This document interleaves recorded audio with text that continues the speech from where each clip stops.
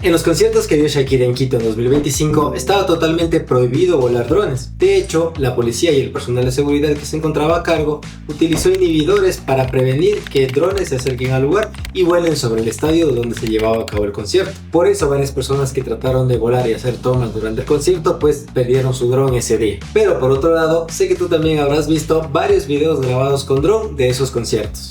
Y pues la pregunta que mucha gente se hace es ¿cómo lograron volar esos drones si había varios inhibidores activos? Es por eso que en este video te voy a explicar qué son los inhibidores, cómo afectan a tu dron, cómo darte cuenta si estás siendo víctima de uno de ellos y sobre todo, qué hacer para no perder tu dron en estos casos. Bien, para entender cómo funcionan los inhibidores de drones, debemos entender primero qué sistemas usa nuestro dron para volar y cuáles de ellos pueden ser afectados por estos sistemas de inhibición. Tenemos aquí una gráfica que nos ilustra dos de los principales sistemas que usa nuestro dron para volar. Por un lado tenemos el sistema o el enlace de comunicaciones de radiocontrol, a través del cual recibimos datos y enviamos datos. Es un enlace bidireccional que por un lado nos permite recibir la telemetría de vuelo del dron, que puede ser altura, velocidad, estado de la aeronave, estado de los sensores y demás. Además también puedo recibir el video. Eso es lo que el dron envía al radiocontrol. Por el otro lado, nosotros desde el radiocontrol pues también podemos enviar los comandos de movimientos y diversas acciones. Es un enlace al final del día bidireccional que existe entre el radiocontrol y el dron. Este enlace en la mayoría de drones comerciales opera en las frecuencias de 2.4 GHz y 5.8 GHz. Incluso marcas como DJI pues manejan enlaces duales, que quiere decir que pues tienen la capacidad de conmutar entre cualquiera de estas frecuencias dependiendo de cuál tenga menos interferencias y menos nivel de ruido. Es más o menos como funciona el sistema OcuSync, el famoso sistema OcuSync de DJI. Entonces este es el primer enlace, el enlace de comunicaciones. Y ahora hablemos del siguiente enlace, el enlace de posicionamiento satelital o el enlace con el sistema GNSS. Este enlace le permite al dron obtener sus coordenadas geográficas para ejecutar sus sistemas de control y navegación. Es decir que el dron, mediante el conocimiento de sus coordenadas geográficas, puede mantener su posición y asegurar una estabilidad en el vuelo. Además de eso, el dron también utiliza las coordenadas geográficas para sus modos de vuelo automáticos, como pueden ser los modos de trayectoria, los modos de waypoint, los modos de mapeo y también pues maniobras emergentes como el famoso retorno a casa. Es mediante el sistema de posicionamiento satelital que mayormente se ejecutan las maniobras de retorno a casa. Entonces, en un estado normal, el dron mantiene estos dos enlaces. Ahora, ¿en dónde entran aquí los inhibidores? Hoy día vamos a hablar específicamente de los inhibidores tipo jammer, es decir, los que causan interferencia. Vamos a ver cómo funciona ese tipo de inhibidores. Este tipo de inhibidores pues son los más comunes y típicamente tienen la forma como si fuera un... Y el principio de funcionamiento de estos inhibidores es que emiten una señal de la misma frecuencia que los enlaces de comunicaciones del dron, pero con mucha más alta potencia. Es más o menos como que tú estuvieras en un evento hablando con una persona de manera normal, tú estás estableciendo comunicaciones con esa persona. Pero ¿qué pasa si es que de repente empiezan a poner música y la ponen a muy alto volumen? Pues que esa señal es tan alta que rompe la comunicación con la otra persona y tú ya no puedes escuchar a otra persona. Tal cual sucede en el mundo de los drones y con este tipo de interferencias, que normalmente el dron se está comunicando con el radiocontrol y con los satélites, pero puede llegar un inhibidor emitiendo señal a la misma frecuencia pero con mucha más potencia que logra romper esos dos enlaces. Estos inhibidores pues la mayoría son configurables y depende del operador de estos dispositivos pues el decidir qué tipo de enlace quiere atacar. Por ejemplo, el operador del inhibidor puede decir yo quiero emitir una señal a la misma frecuencia a la que se emite la señal de radiocontrol. De esta manera, pues imaginemos que tenemos aquí el inhibidor activo, se llegaría a romper el enlace con el radiocontrol. Luego, imaginémonos que configuramos nuestro inhibidor para romper nuestra señal GNSS. De esta manera, pues el inhibidor emitiría una señal a las frecuencias similares a las que opera el sistema GNSS, que generalmente está entre los 1 y los 2 GHz. Ahora bien, aquí vale la pena diferenciar entre los dos tipos de inhibidores que pueden existir. Por un lado, están los inhibidores que solo cortan la señal de comunicación, es decir que el equipo simplemente emite una señal a la misma frecuencia pero de mucha más alta potencia para cortar la comunicación. Básicamente en estos casos el inhibidor pues no sabe a qué dron está atacando ni sabe en dónde está el dron, simplemente emite la señal y corta la comunicación. Y por otro lado también están los inhibidores, que aparte de tener la capacidad de cortar la comunicación, también tienen la capacidad de detectar e identificar a los objetivos.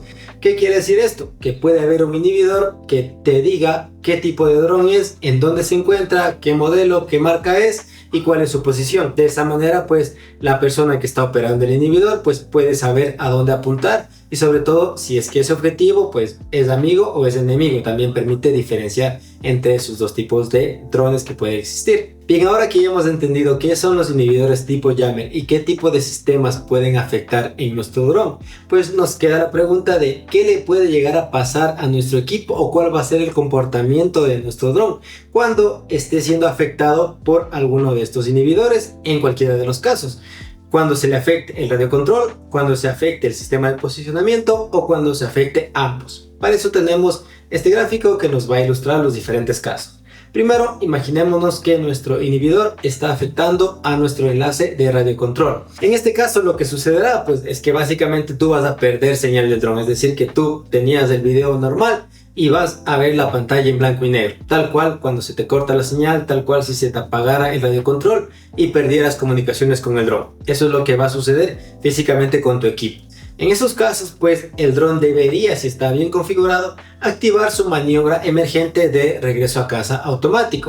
Y pues para que veas que si está bien configurado, pues simplemente te vas a la aplicación, vas a ir al menú de los tres puntitos y vas a ir a la sección de seguridad. Y aquí pues podrás verificar que esté activada la opción de regreso a casa en el caso de pérdida de señal. Y pues ahora veamos qué sucedería cuando tienes una inhibición del sistema GNSS. En este caso, pues tú lo que vas a hacer físicamente y lo que vas a ver en tu pantalla es que vas a perder satélites. Es decir que el marcador de satélites pues se puede llegar a poner en amarillo o incluso en rojo, indicándote que ya no tienes posicionamiento satelital. En estas circunstancias lo que puede pasar con el dron son dos opciones. Primero, que active su sistema de posicionamiento visual. Es decir que el dron se empiece a posicionar en base a las cámaras. Como tú sabes, pues el dron tiene sensores de obstáculos, y esos sensores de obstáculos pues al final del día son cámaras que también le sirve al dron para mantener posición, es decir, para mantenerse estable en el aire. Ahora, ¿cuál es el pero con este sistema de posicionamiento? Que solo funciona hasta cierta altura. Por ejemplo, en el Mini 5 Pro nos dice que este sistema de posicionamiento visual solo funciona hasta los 30 metros de altura. Más allá y más alto, pues ya no te garantiza que el dron va a poder mantener posición utilizando su sistema de cámaras. Y esto es porque, pues, evidentemente las cámaras tienen que tener una adecuada vista del panorama para poder mantener su posición. Esto se lo hace a través de visión artificial. Pero si es que está muy lejos, pues básicamente los objetos ya no van a ser tan distinguibles como para que el dron los pueda usar como referencia para mantener posición. Y también ten en cuenta que solo funcionará cuando tengas buenas condiciones de luz, en este caso solamente en el día, y en la noche pues ya no te garantiza que funcione. Este sería el primer caso, que estés volando bajo y que te sirva tu sistema de posicionamiento visual y que el dron pues se mantenga quieto, no pueda mantener posición. Ahora, si te encuentras más alto que 30 metros, pues el dron definitivamente ya no podrá utilizar su sistema de posicionamiento visual y pues activará el modo Attitude, que va a venir por las siglas AT, es decir que en pantalla tú vas a ver que el dron ya no está volando ni en modo normal, ni en modo sport, ni en modo cine, ni trípode, sino que se pondrá en modo ATI. En este modo ATI, pues el dron ya no te garantiza que mantiene posición. Básicamente es un modo en el cual el dron pues se podrá quedar a la deriva del viento o de la inercia. Es decir que si viene un viento a la derecha, pues el dron se seguirá yendo a la derecha, a menos que tú hagas el movimiento contrario desde el radiocontrol. O si es que tú das hacia adelante y no frenas, pues el dron no se va a frenar y va a seguir con la inercia. Esa es la manera de funcionar de este modo ATI. ¿Y por qué funciona de esa manera? Pues el dron, al no tener señal del sistema GNSS, es decir, al no tener conexiones con los satélites y al no tener una referencia visual, pues básicamente no tiene forma de mantener posición y de quedarse quieto, así que pues se quedará a la deriva. En este caso el dron pues será bastante más difícil de manejar que cuando lo hace de manera estabilizada y de manera controlada. Como te menciono, pues el dron ya no mantiene posición y tú todo el tiempo tendrás que ir corrigiendo. Y pues en este caso de interferencia del sistema GNSS es en donde suceden la mayoría de los accidentes, porque es mucho más difícil manejar el dron. Y si es que tú como piloto pues no estás preparado o no sabías que existe este modo, pues vas a tener muchos problemas y mucha dificultad para maniobrar el dron. Eso sería el caso de una interferencia de GNSS. Entonces, en estos casos, pues no habrá cómo activar el RTH automático. Si bien es cierto, hoy en día ya hay algunos drones modernos como el Air 3S y el Mini 5 Pro que tienen un sistema de regreso a casa sin satélites y lo hacen únicamente basado en visión. Esto, según lo que he visto en algunos videos, pues tiene un límite de distancia y un límite de altura. En estos casos, pues lo que te dice es que tu dron puede almacenar hasta cierta trayectoria, y más allá de eso pues ya no te garantiza el regreso a casa, porque el regreso a casa lo hace simplemente con visión y a través de sus sensores, pero ojo que tiene sus limitaciones, así que te recomiendo pues estar atento a eso. Y finalmente pues tenemos el peor de los casos, en el que te inhiben tanto la señal de radio control como la señal GNSS. En esos casos pues ya no habrá nada que hacer, es la peor de las situaciones, porque no tendrás radio control, tu pantalla se quedará en negro y pues no podrás maniobrar ni intentar recuperar el dron. Y si es que pierde satélites, pues el dron no podrá o no activará el regreso a casa y no tendrá manera de mantenerse fijo. Básicamente quedará a la deriva y pues ahí sí no tendrás forma de recuperar el equipo, que es donde también sucede muchos de los accidentes cuando les inhiben las dos cosas, tanto el radio control como el sistema GNSS. Entonces esos son los tres tipos de comportamientos que pueden tener tu dron según el tipo de inhibición que se aplique y según el sistema que se ha atacado. Ahora vemos cuáles serían algunas señales de alerta que ya las mencionamos anteriormente, pero que nos ayudarán sobre todo a darnos cuenta de manera oportuna y de manera temprana que estamos siendo víctimas de una inhibición. La primera alerta es al respecto del radio control. Generalmente este indicador son 5 o 4 barras dependiendo del modelo, dependiendo de la versión de aplicación, pero que en condiciones ideales está en color blanco. Luego, cuando empiezas a perder señal, pues se empiezan a caer estas barras y puede ser que este indicador se ponga en amarillo. Ahora, ¿qué sucede? Que cuando estás siendo atacado por un inhibidor, lo que te puede pasar es que repentinamente pierdas 2 o 3 barras de golpe.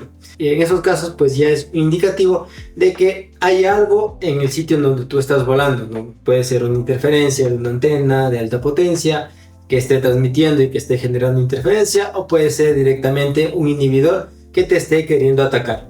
En esos casos pues vas a ver una caída repentina y brusca de la señal de radio control, que si tú no actúas rápido, si tú no regresas del dron, no bajas de altura y no intentas volver, puede ser que el inhibidor pues termine de actuar y te corte totalmente toda la señal de comunicación, en este caso con el radio control. Esa es la primera alerta que debemos estar pendientes y el primer comportamiento anormal que debemos vigilar que no existe en nuestro dron. Luego de eso tenemos el indicador de número de satélites que está asociado con el sistema GNSS. En estos casos pues lo que yo tengo siempre en pantalla va a ser un icono de un satélite con un número en la parte de abajo. Este número en condiciones óptimas pues estará por sobre los 12, 15, 20 ya en vuelo, pero que puede ser que repentinamente se baje a 10, se baje a 0 y otra vez regrese. Ese comportamiento brusco pues también puede ser un indicativo de que está siendo víctima de un sistema de inhibición y que está atacando específicamente al sistema GNSS. No deberías tú tener ese comportamiento errático de satélites que de 20 pasa repentinamente a 3 o a 2. Entonces ahí nuevamente lo más seguro es actuar, tratar de volver lo antes posible y tratar de regresar el dron.